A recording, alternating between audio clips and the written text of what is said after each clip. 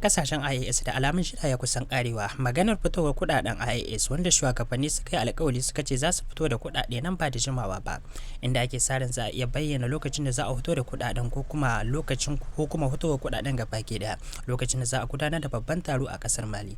A yau wani bidiyo na musamman wanda wani daga cikin masu yada abubuwa ko kuma mai magana da yawun gwamnatin kasar Burkina Faso ya yi wata magana wato shirwaye mai kamar wanka, inda ya bayyana wasu muhimman abubuwa akan fitowar sababbin kudade na kasashen na IAS a wannan lokaci, wanda abu ne wanda ya dauki hankalin mutane.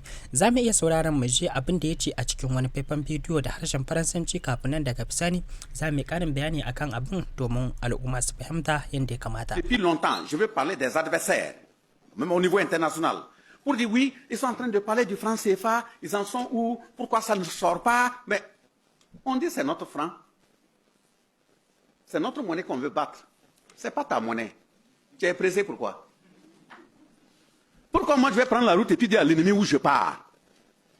Ce qui leur fait mal, et puis ils font d'ici de tels messages, c'est parce que justement dans l'achat du matériel agricole, armes, il fallait payer en francs CFA. On transmet à la France qui va traduire en euros à la devise, elle enlève sa partie et puis elle verse le reste. Maintenant on ne passe plus là-bas. Mais on paie des centaines de véhicules, on paie des centaines d'armes qui rentrent. On ne sait pas avec quoi on paie. En fait, la question de dire, vous êtes en train de parler de votre monnaie, pourquoi ça ne sort pas là, c'est de ça qu'il est question. Mais vous payez avec quoi? Pourquoi on va vous dire? On vous met devant le fait accompli que des chars sont en train d'entrer au Burkina.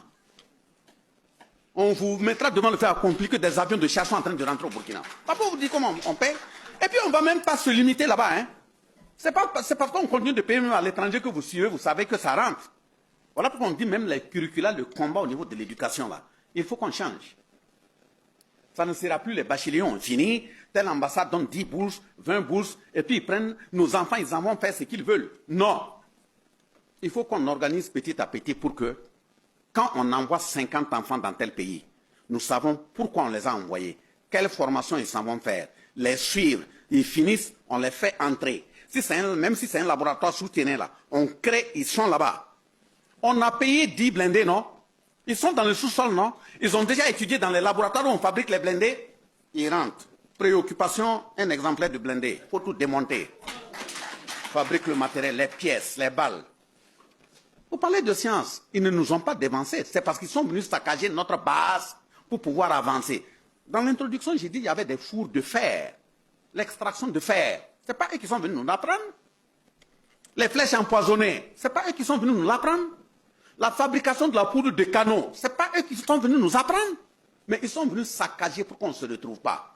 Mais justement, pour mieux nous saccager, ils se sont basés sur le côté psychique parce que l'homme n'est pas seulement que matériel.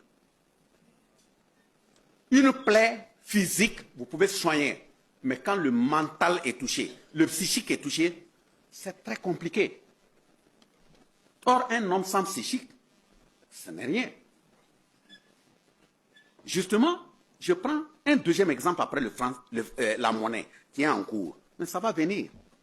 Le deuxième... Kamar yadda muka ji a cikin kalamin nashi, ya yi jawabi ne lokacin da yake mayar da radi musamman ma akan wasu shugabanni na kasar Cote d'Ivoire da kuma matasa masu farfaganda a kafofin yada labarai akan tsikume ko gutsuri tsomar da suke yi akan dogon lokacin da aka dauka ba a fitar da kudaden ba, kuma haka zalika ba a bayyana lokacin da za a fito da kudin ba.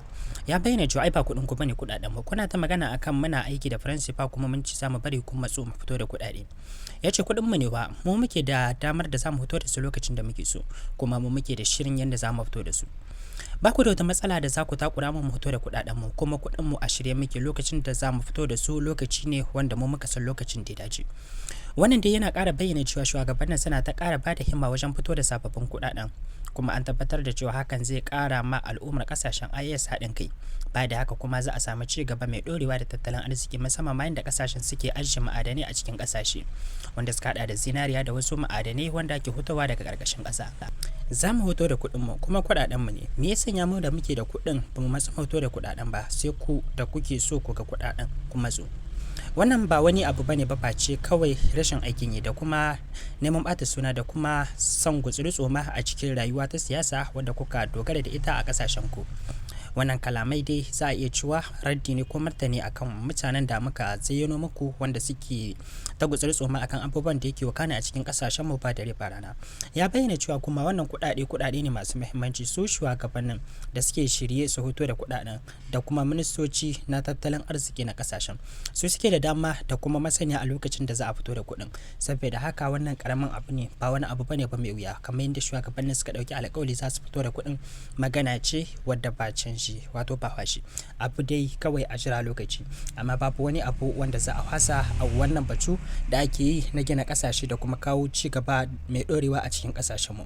Wannan muhimmin abu ne kuma bangare ne wanda al'ummar kasashen mu muke ta faman jira. Akwai wasu muhimman abubuwa wanda ya kamata mu ƙara fahimta, musamman ma akan wannan al'amura wanda suka shafi na kuɗaɗe.